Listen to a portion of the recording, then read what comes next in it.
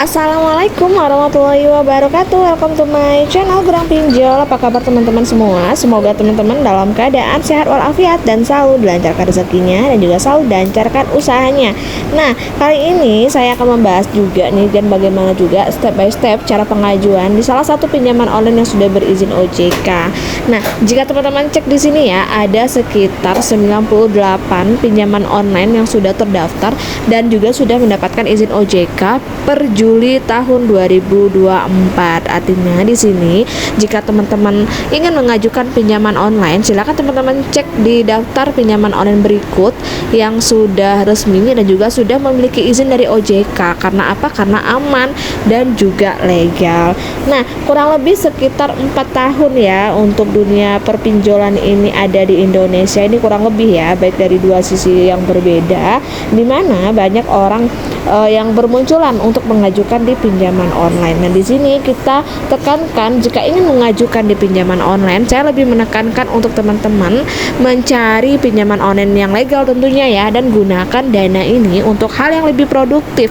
Kenapa saya selalu katakan untuk hal yang lebih produktif? Karena ini bisa bermanfaat untuk teman-teman dibandingkan teman-teman mengajukan di bank konvensional yang membutuhkan waktu kurang lebih 7 hari atau 1 minggu itu paling cepat baru bisa diterima pinjamannya. Sedangkan di pinjaman online ini teman-teman tidak butuh waktu lama, bahkan dalam waktu 10 menit aja teman-teman udah bisa mengajukan pinjaman dengan mengisi beberapa data, dan nanti 5 menit kemudian jika pinjamannya disetujui, maka dana ini akan langsung masuk ke rekening teman-teman tanpa perlu adanya survei ataupun kita memberikan berkas ke kantor cabangnya. Namun banyak teman-teman di luar sana yang menyalahkan ya kegunaannya. Banyak yang digunakan untuk shopping, untuk lifestyle, untuk berbelanja, kemudian untuk membayar hutang. Nah, apalagi untuk membayar hutang ini sangat tidak saya sarankan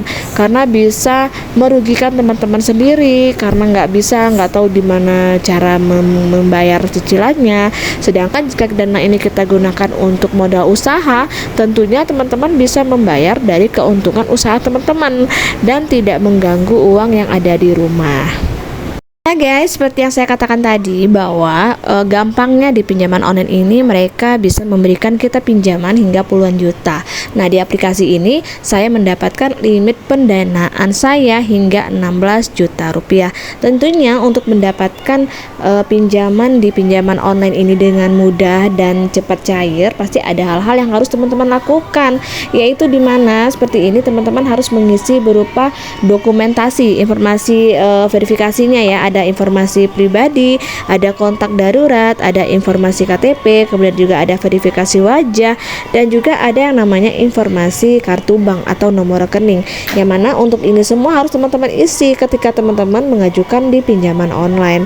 Nah, karena inilah yang bikin banyak masyarakat di luar sana beralih untuk mengajukan ke pinjaman online, karena kemudahan dalam pengajuannya juga nggak ribet, kemudian nggak perlu lagi survei dan juga nggak butuh jaminan.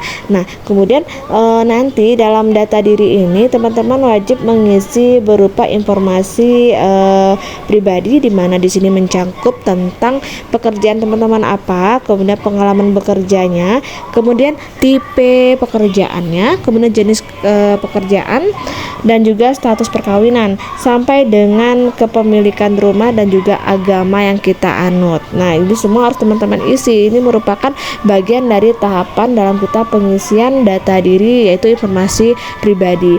Nah, selanjutnya juga ada yang diminta yang gak kalah pentingnya, yaitu adalah data kontak darurat. Nah, untuk data kontak darurat ini salah satu item terpenting juga ketika kita pengajuan. Sama halnya dengan di bank konvensional, tentunya mereka meminta nomor untuk jaminan. Biasanya nomor yang diminta untuk pihak bank konvensional ini biasanya nomor istri atau nomor suami jika kita udah menikah, atau nomor orang tua jika kita belum menikah. Nah, untuk di pinjaman online di sini mereka hanya meminta nomor kontak darurat. Bisa teman-teman pilih apakah rekan kerja, teman, ataukah saudara, orang tua, atau suami atau istri. Jadi bebas teman-teman pilih. Nah, untuk nomor kontak darurat tentunya nomor handphone yang aktif dan juga juga valid, karena ini merupakan salah satu tahap yang paling penting untuk meng-ACC pinjaman kita. Nah, kemudian untuk langkah selanjutnya yang nggak kalah penting lagi yaitu adalah informasi KTP. Nah, di sini untuk informasi KTP kita harus mengupload foto KTP di bagian kolom yang sudah disediakan. Nah, di sini juga ada tips, pastikan bahwa informasi seperti nama dan nomor KTP kita sudah jelas dan juga sudah benar. Jadi silakan difoto KTP-nya dengan pencahayaan yang cukup, kemudian tidak blur dan juga bisa terbaca oleh sistem. Maka nanti akan keluar tuh nama dan juga nomor KTP kita dan juga tempat tanggal lahir kita sesuai dengan identitas yang kita gunakan. Nah, ini sebagai contoh yang benar untuk proses penguploadan data ya. Di sini ada yang foto buram, kemudian ada titik terang, dan kemudian nanti ada KTP yang terpotong. Ini yang menyebabkan bahwa data kita tidak bisa terbaca oleh sistem. Jadi yang benarnya emang harus tidak buram, tidak pencahayaannya cukup, dan juga tidak terpotong. Nah, langkah selanjutnya kita mulai melakukan deteksi wajah atau verifikasi wajah menggunakan wajah kita. Jadi nanti aplikasi akan mendeteksi apakah benar kita yang mengajukan atau orang lain. Nah, untuk langkah selanjutnya yaitu kita mulai melakukan pengisian dari nomor rekening bank. Jadi untuk nomor rekening bank di sini untuk nama kita tidak bisa menggantinya, atau pemegang kartu tidak bisa kita ganti namanya karena udah sesuai dengan di KTP. Jadi secara otomatis sudah masuk sendiri tanpa kita edit lagi atau kita input lagi. Kita tinggal memasukkan nama rekeningnya, nama banknya apa, kemudian nomor rekeningnya apa. Dan jika benar, silakan teman-teman klik konfirmasi. Maka nanti akan ada verifikasi datanya oleh pihak perusahaan. Ini kurang lebih sekitar 5 menit aja. Nah guys, di sini saya mendapatkan limit pinjaman Rp500.000 dengan jangka waktu 100 hari. Nah, di sini udah sangat jelas ya nominal yang kita terima sebanyak Rp500.000.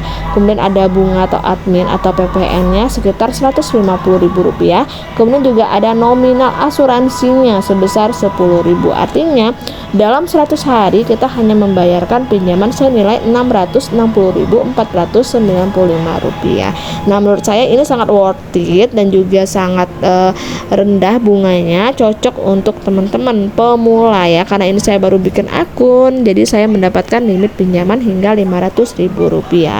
Nah, teman-teman rasakan aplikasi apa yang akan saya gunakan? Di sini adalah aplikasi FinPlus. Jadi FinPlus ini salah satu pinjaman online yang sudah berizin dan juga sudah terdaftar di OJK. Jadi sangat aman untuk teman-teman gunakan. Nah, jika teman-teman tertarik dalam pengajuannya, teman-teman bisa langsung aja download aplikasi FinPlus yang ada di Play Store. Nah guys, itu review dari saya tentang pinjaman online yang mudah, cair, dan juga gampang untuk pengajuannya. Semoga bermanfaat dan bisa teman-teman gunakan untuk hal yang lebih produktif lagi. Akhir kata, wassalamualaikum warahmatullahi wabarakatuh.